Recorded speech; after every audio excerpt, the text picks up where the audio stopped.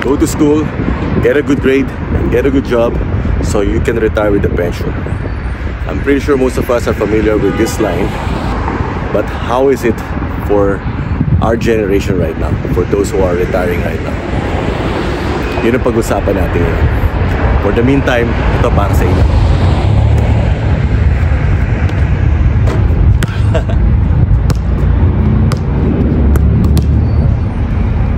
Alam niyo ba na marami sa nagre-retire ay nakakatanggap lang ng 800, 1,000, 1,200 base sa mga nakakikilala ko at hindi man lang umaabot sa mga 2,000. Kahit sabihin na natin 2,000, pero yung 2,000 ba is enough na for isang buwan pag nag-retire ka?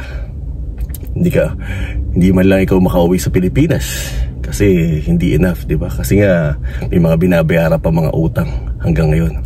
May kakilala nga ako, 71 years old na, nagtatrabaho pa rin. Meron akong kilala, 60 plus years old na, nagbabayad pa rin ng student loan. Marami ang mga nagre-retire na medyo sinasabi nila kulang. Kukunti yung sasabihin natin na talagang sabihin natin na talagang maaluan ang buhay nila nung nag-retire sila. Bakit ka mo? Dahil sa skill. Skill lang ang pinagkaiba. Kasi karamihan sa mga nag-retire is naniwala do sa old skill. Yung go to school, get a good grade, and get a good job so they can retire with a pension. Pero yung iba, hindi nila sinunod yun. Nag-apply sila ng bagong skill. At ang topic natin ngayon, yung pag-a-apply ng new skill sa buhay natin. At yun ang abangan nyo. Explain ko sa inyo ano yung ibig sabihin ng new skill. Okay, stay tuned. So para maunawaan nyo yung skill na sinasabi ko, ang ipapakita ko sa inyo, magbibigay sa inyo na idea ang pagkakaiba ng old skill at new skill. So ito papakita ko sa inyo, tingnan nyo. Umpisahan natin dito. Ano ba yung average daily income dito sa Canada? Diba between 100 to 300?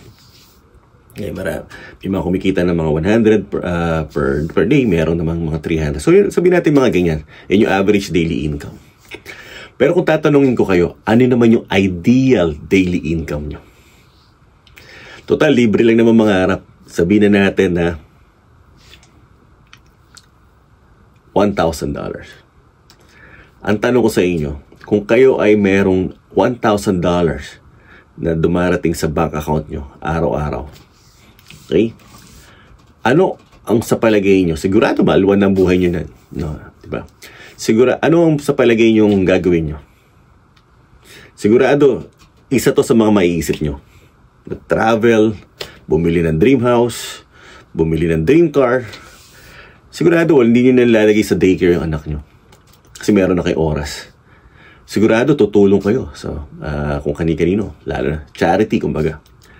Mabibili nyo yung mga gusto nyo. Mag-shopping kayo parati. At etc. Sa madaling salta, maaluan na maaluan ang buhay nyo dahil meron kayo $1,000. So, sabihin $1,000, so halos, sabihin na lang natin Monday to Friday. So, sabihin halos 20,000 a month. Diba? Balikan natin itong left side. Yung average daily income, gamitin na natin yung $300. Okay? Kung yan, kahit doblehin mo yan, 600, hindi pa rin malapit doon sa tinatawag natin ideal daily income natin. Keep in mind, yung paggawa ng 300 sa regular job, kinakailangan na 8 hours na ibubuhos mo para kumita ka ng 8. So, ibig sabihin, para kumita ka ng 600, doblehin mo rin yung oras mo. So, 8 hours times 2 is 16 hours. Sa madaling salta, kaya mong gawin yan ng ilang araw, pero hindi mo kayang gawin all your life. Otherwise mo, halos wala ka ng energy niyan. Talagang, papatayin mo na yung sarili mo. Diba? Tapos, ang itinuturo pa na itong left side, kapag hindi ka pumasok, hindi ka babayaran. So, no work, no pay. Unless may sick leave ka, pero limited lang yun. So, pag naubos na yung sick leave mo, hindi ka na rin babayaran pag hindi ka pumasok. Diba? So, sa madaling salta, no work, no pay pa rin. Okay. Yung side na yan, dyan yung tinatawag natin old skill. So, marami sa atin dyan na stuck. Kasi nga, tinahak nila, yan yung tinuro ng go to school, get a good grade, and get a good job. So, sa madaling salta, yan yung mga nasa job world. Yung old skill na yan, yung ganyang pamamaraan. papasok para magtrabaho. Okay? Tinitrade nila yung oras sila for 8 hours for about $100 to $300 a day. Walang masama doon. Yun nga yung tinatawag natin old skill. Kung napapansin niyo yung sa kanang part, kokonti ang merong ganyang buhay, kumbaga. Ano yung parang nangyayari, para bang may kung tutusin, merong missing link para marami sa atin ang maabot yung tinatawag natin ay daily income. Ano yung missing link na yun? Yan yung tinatawag natin na pag-apply ng new skill. Ano ba yung new skill? Kung ikaw may kikita o may pamaraan kumita ng 500 to 1,000 for 2 to 3 hours, sa palagay mo ba pwede na mangyari yung ideal daily income mo? Take note, hindi ko sinasabing tanggalin niyo yung work nyo, pero pwede nyo gawin on the side. Pero, kumbaga kung kaya nyo gawin na every week, tapos nakasanayan nyo na, kaya nyo palang gawin na twice a week, naging everyday na, so madaling salta, kaya nyo na gawin yung tinatawag natin ideal daily income nyo. Mamimit nyo na sa madaling salta. Kasi nag-apply kayo ng new skill. Ang maganda pa sa new skill, kaya nyo kumita kahit natutulog kayo, or kahit may sakit kayo, or kahit nasa abroad kayo, or kahit nasa ibang lugar kayo, kahit wala kayo doon, kaya nyo kumita. Ang tawag doon, residual income.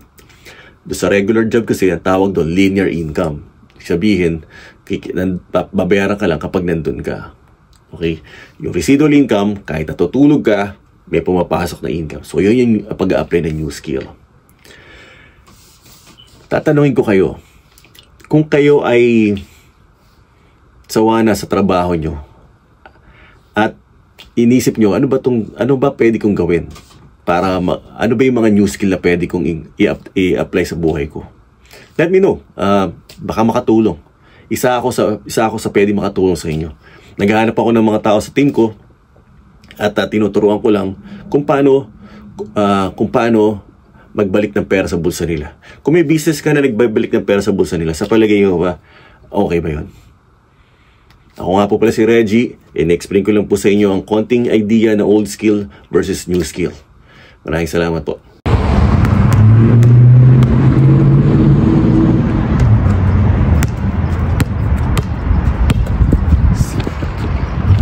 So, kung gusto niyo matuto ng bagong skills, let me know. Message niyo ako, especially kung nandito kayo sa Winnipeg. Kung kayo ay open sa mga idea ng pagkakaroon ng bagong skill, let me know para baka sakali makatulong at magkatulungan din tayo. Again, si Reggie po pala na Reggie Rich TV. Bumabati ng magandang hapon mula rito sa Winnipeg, Manitoba.